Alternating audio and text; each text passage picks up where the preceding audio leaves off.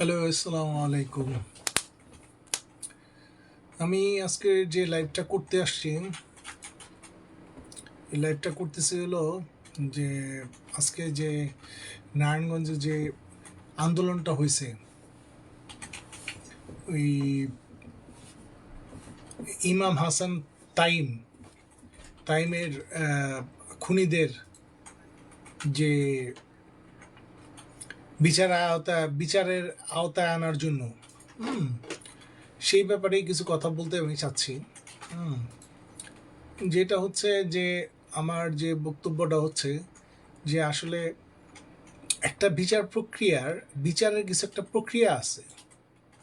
যদি বিচারের প্রক্রিয়া না থাকতো, তাহলে শেখ হাসিনা যখন প্রধানমন্ত্রী, তখন তার বাপের যারা মৃত্যুদণ্ড, তার বাপের খুনের সাথে যারা সরাসরি জড়িত ছিল,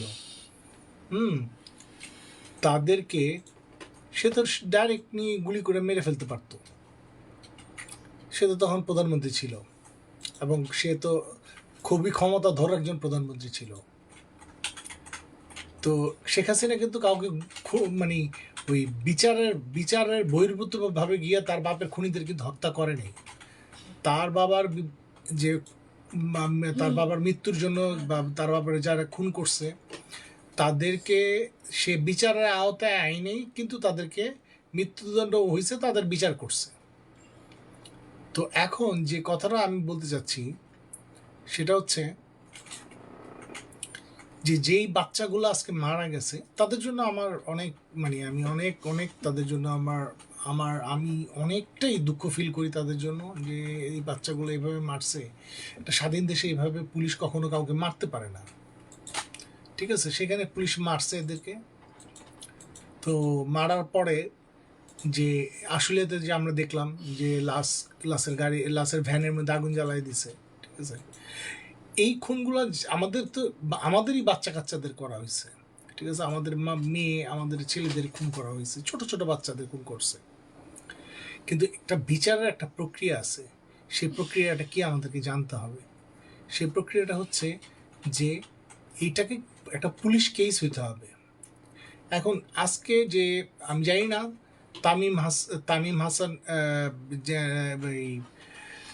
ইমাম হাসান তাইমের তার তার বাবা কি কোনো পুলিশ স্টেশনে মামলা করছে কিনা, বা তার বাবা কি পুলিশ স্টেশনে গেছিল কিনা, ওখানে মামলা যদি না নিয়ে থাকে তাহলে আইনজীবীর পরামর্শ নিচ্ছে কিনা।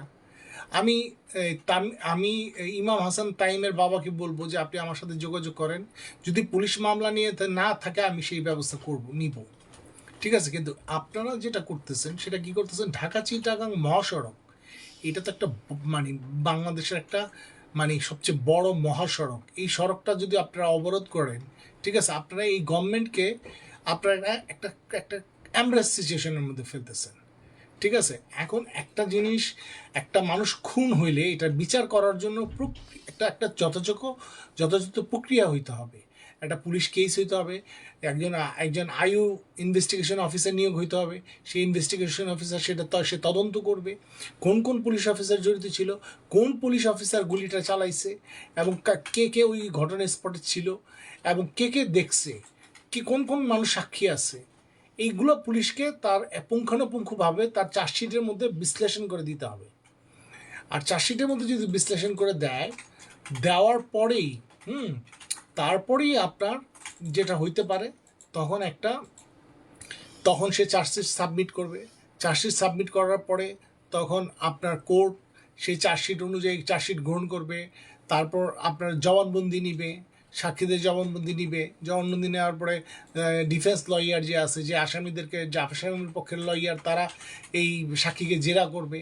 জেরা করার পরে তারপর আপনার সব সাক্ষী ক্লোজ হওয়ার পরে আর্গুমেন্ট হবে।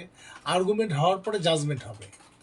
তাহলে এই প্রক্রিয়া করার জন্য একটা সময়ের প্রয়োজন।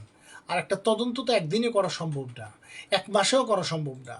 এই যে খুনগুলো হয়েছে, খুনগুলো কীভাবে হয়েছে আপনি একটু চিন্তা করেন। খুনগুলো কীভাবে হয়েছে? শেখ হাসিনা কাকে নির্দেশ দিচ্ছে খুন করার জন্য? কাকে? স্বরাষ্ট্রমন্ত্রীকে। আচ্ছা, স্বরাষ্ট্রমন্ত্রী কাকে খুন করার নির্দেশ দিয়েছে? আইজিকে। আইজি কাকে খুন করার নির্দেশ দিছে? তার নিম্নের এসপিদের। এসপি এসপি কি করছে, এসপি তার নিচে যারা আছে ওসি কি করছে, সাব ইন্সপেক্টরদের, সাব ইন্সপেক্টর কি করছে আপনার, তারপর সাব ইন্সপেক্টর গিয়ে বলছে কনস্টেবলদেরকে গুলি করার জন্য। ঠিক আছে, এখন ওখানে আপনার সব জায়গায় পুলিশের মধ্যে খারাপ আছে, ভালো আছে। ঠিক আছে, আমাদের মানুষের পার্থক্য আছে। সব পুলিশ অফিসার কিন্তু গুলি চালায় নাই ওই দিন। তাহলে যে পুলিশ অফিসার গুলি চালায় নাই, যে পুলিশ অফিসার সে মনে মনে ছাত্রদের পক্ষে ছিল, যে পুলিশ অফিসারের মাইন্ড গিলটি না, সে পুলিশ অফিসারের যদি সাজা স্ক্যান দেওয়া হয়, তাহলে তো একটা নিরাপরাধ ব্যক্তি সাজা পাইল।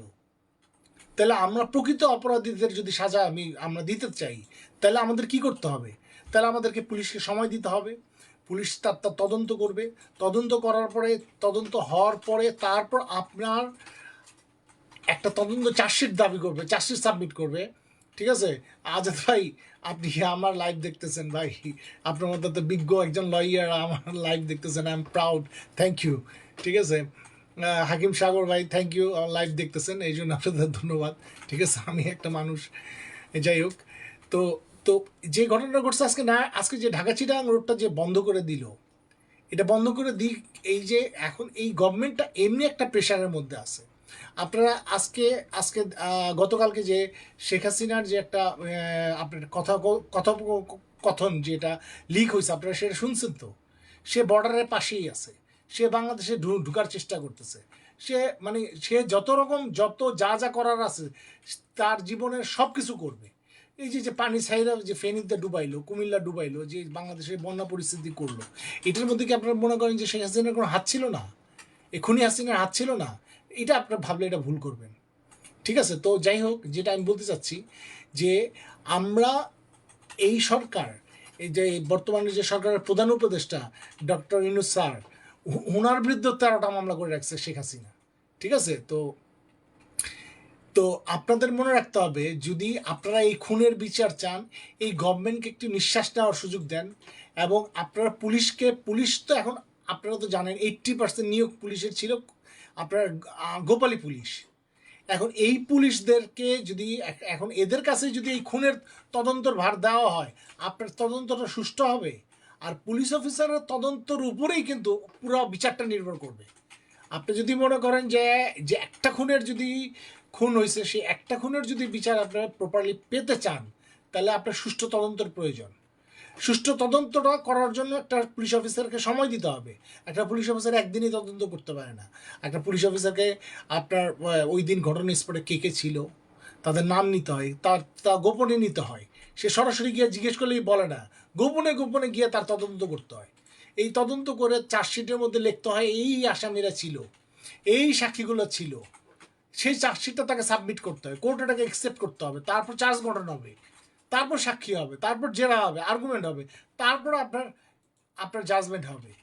তো আপনার সেই বিচার প্রক্রিয়াটাকে তো আমরা তো আওয়ামী লীগের মতো, আমরা আওয়ামী লীগ যে কাজ করছে, আওয়ামী লীগ যে ক্রস ফায়ার করছে, গুম করছে, খুন করছে, এখন এই সরকারকেও কি বলেন আপনারা গুম খুন করার জন্য? তাহলে আওয়ামী লীগের সাথে আর এই সরকারের সাথে পার্থক্য কী থাকতেছে? কোনো পার্থক্যই থাকতেছে না। তাহলে আমাদেরকে একটু ধৈর্য ধরতে হবে। আজকে আমি আসলে তো দেখলাম না, মসজিদ থেকে নামাজ পড়ছে, জুম্বার নামাজ পড়ছে, নামাজ পড়ে আন্দোলন করছে। ডাক্তার ইউনূস সাহেব কি একদিনই তাদের কাইনে ফাঁসিতে ঝুলাই দিতে পারবে? একটা মানুষকে কি একদিনই ফাঁসিতে ঝুলাই দেওয়া যায়? এটা কি সম্ভব? আপনারা একটু ধৈর্য ধরতে হবে, একটু ধৈর্য ধরেন। আপনাদের কাছে আমি বিনীত অনুরোধ করতেছি, আপনি একটু ধৈর্য ধরেন।